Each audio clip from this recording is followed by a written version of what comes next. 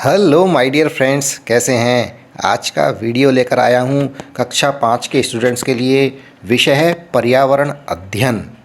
आज के वीडियो में पर्यावरण अध्ययन के अध्याय संख्या 12 गंदा पानी फैलाए रोग के क्वेश्चन आंसर्स को कवर करेंगे। पाठ के संपूर्ण प्रश्न उत्तर इस वीडियो में देखेंगे। आइए सबसे पहले सोचिए और बताइए। पेज संख्या 137 पर है। पहला प्रश्न, नदी के पानी और गड्ढे के पानी में क्या अंतर है। अंतर देख लेते हैं। नदी का पानी बहता हुआ पानी है, इसलिए वह तरोताज़ा बना रहता है, सड़ता नहीं है और उसमें दुर्गंध या बदबू नहीं आती है।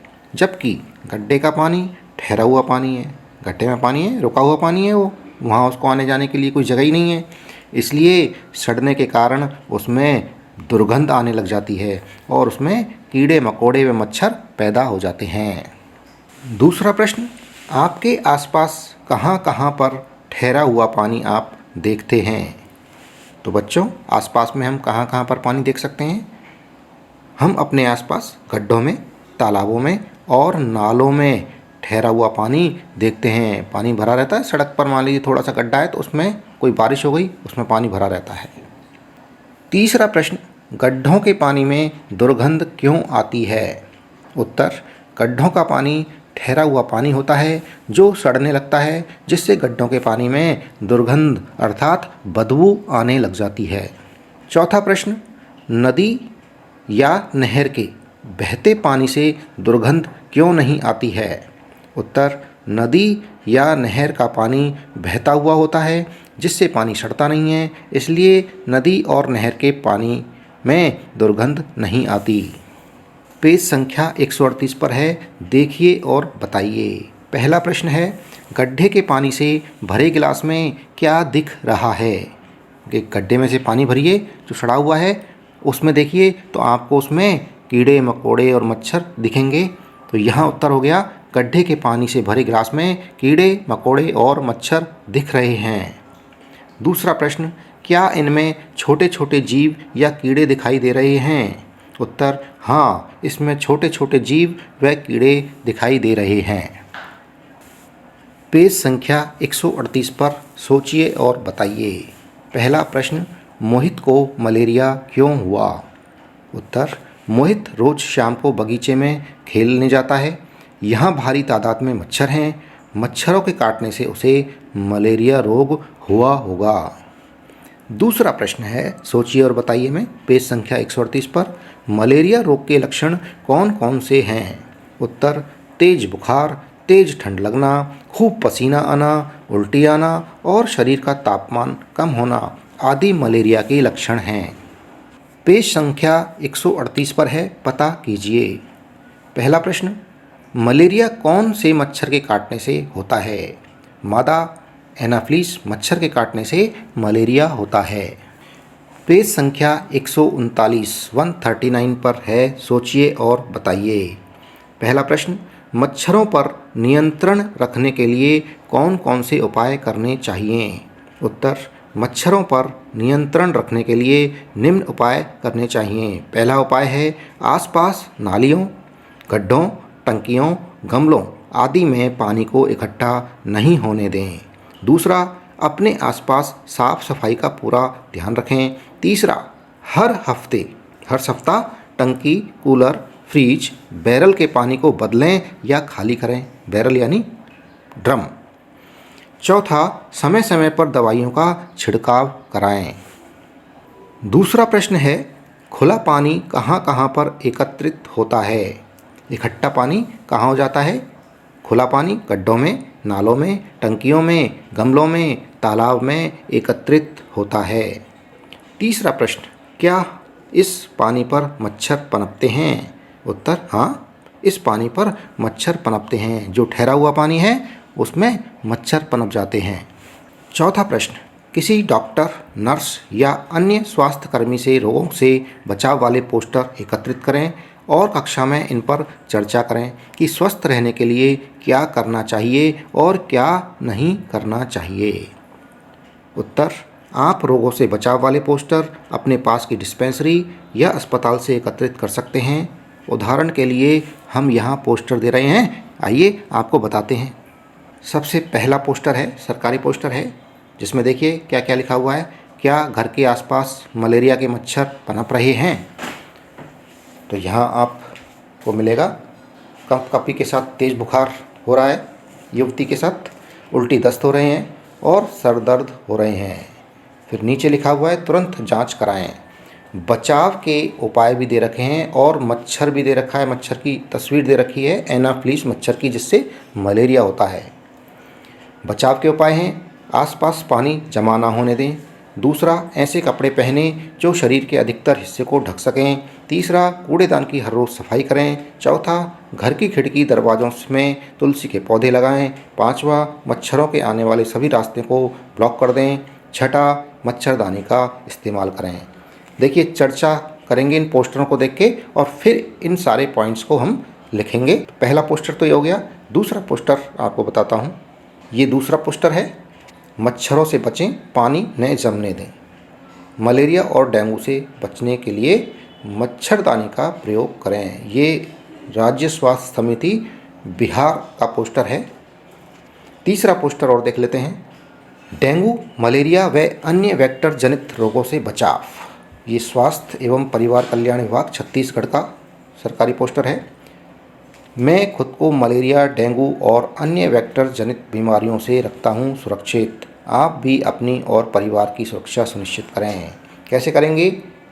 सभी जल से भरे हुए बर्तनों, टंकियों को ढक कर रखें। जो खुली हैं, अगर पानी से भरी हुई चीज़ें, उन्हें ढक कर रखें ताकि उनमें मच्छर पनप नहीं सकें।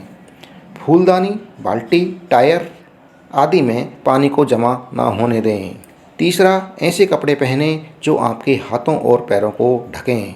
चौथा, सोते समय मच्छरदानी का प्रयोग करें। अब ये हमने पॉइंट पढ़ लिए हैं।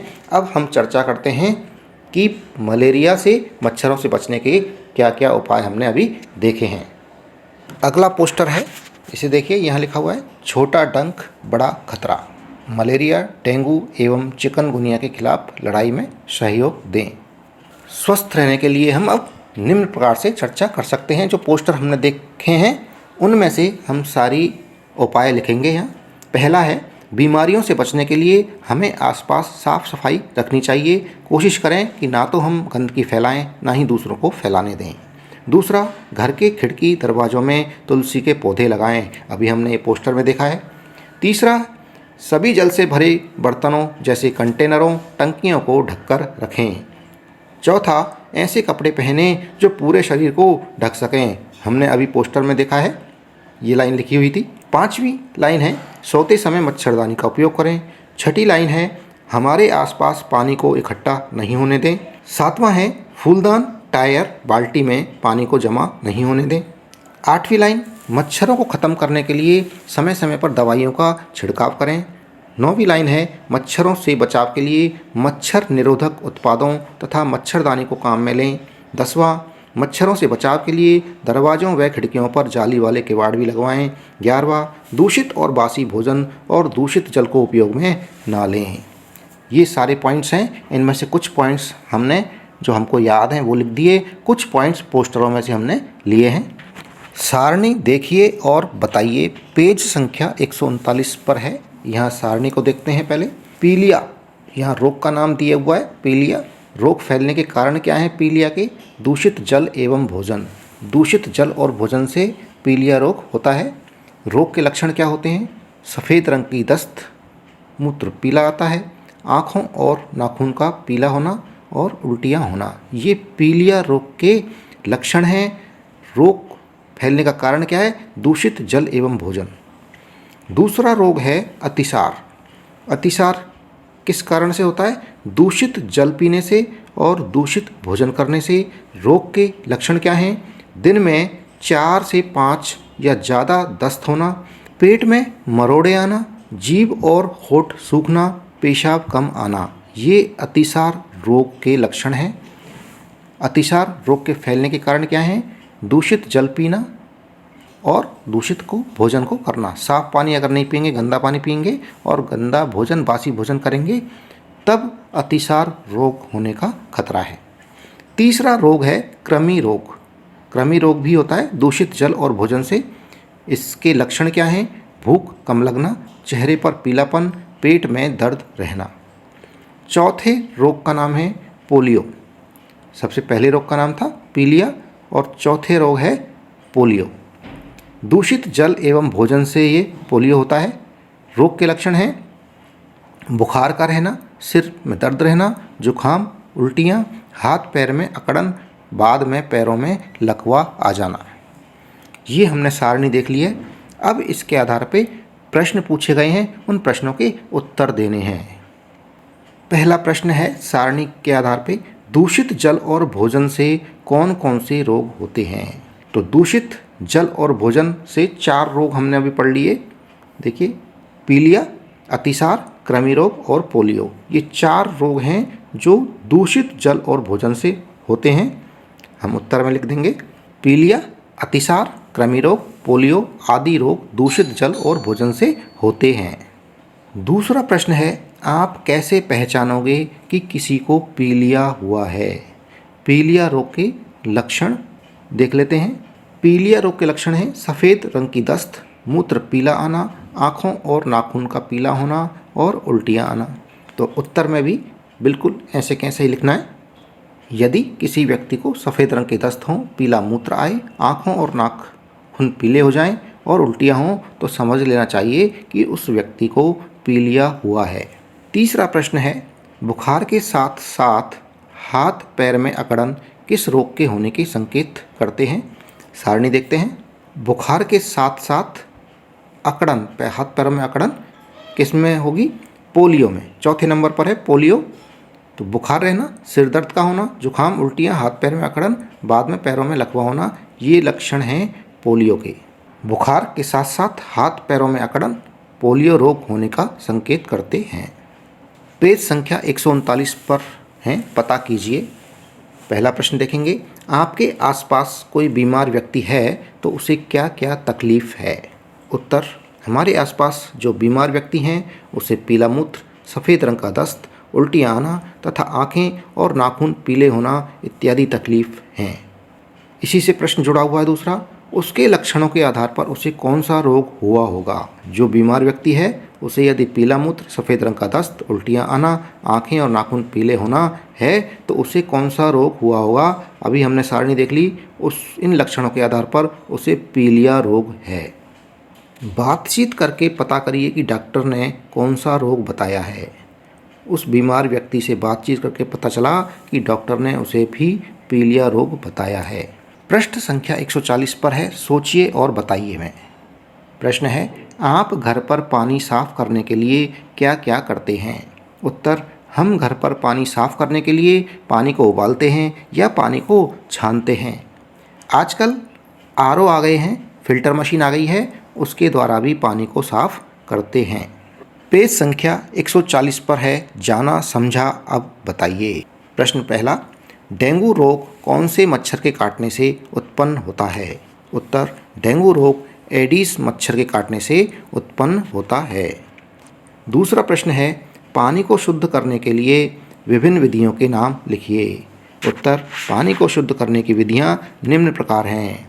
पहली, फ़िल्टर मशीन से फ़िल्टर करके, दूसरा उबालकर, तीसरा छानकर। तीसरा प्रश्न है दूषित जल से कौन कौन से रोग फैलते हैं। उत्तर दूषित जल से कृमि रोग, पीलिया, अतिसार, हैजा और पोलियो इत्यादि रोग फैलते हैं। चौथा और अंतिम प्रश्न है इस पाठ का, गंदा पानी एक जगह इकट्ठा क्यों नहीं होने देना चाहिए। उत्तर गंदे पानी में छोटे छोटे जीव, कीड़े, मक्खी, मच्छर अपने अंडे या लार्वा देते हैं। उस गंदे पानी में ये कीड़े, मक्खी, मच्छर पनप जाते हैं। इन्हीं कीड़े, मक्खी, मच्छरों से मलेरिया, डेंगू और अन्य बीमारियां होती हैं। इसलिए गंदे पानी को एक जगह इकट्ठा नहीं होने देना चाहिए। दोस्तों, इसी के साथ में ये वीडियो समाप्त हुआ। जो चैनल पर नए हैं वो चैनल को सब्सक्राइब जरूर कर लें। वीडियो पसंद आ रहा है वीडियो को लाइक अवश्य करें। कमेंट बॉक्स में कमेंट करके बताएं चैप्टर्स पढ़ाना कैसा लग रहा है। धन्यवाद। Thank you.